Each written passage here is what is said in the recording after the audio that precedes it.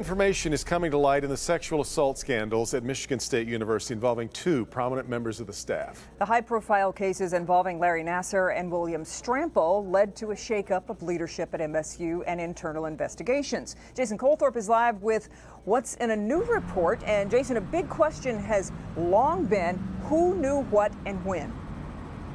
Well, there were many, Kim, and as of today, Michigan State's own investigation into its own policies then, which have now since been changed, it found that the majority of those people did what they were supposed to do. As part of its investigation required by the Office of Civil Rights, Michigan State identified 42 employees who were told about sexual discrimination complaints made against former sports doctor Larry Nassar and his former boss William Strampel. According to MSU, 34 of them followed the guidelines in place, or there wasn't enough evidence to prove otherwise. Of the 8 who did not, most, including former President Luana Simon, are no longer with the university, and their lack of action was noted in their files.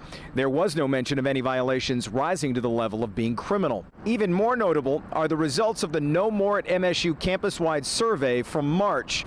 Of the 15,000 responses, 13% of undergraduate women reported being a victim of sexual assault.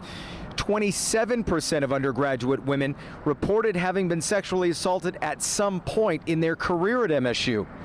Overall, sexual harassment was most prevalent, with almost 66% of undergraduate women reporting being a victim and half of graduate or professional women.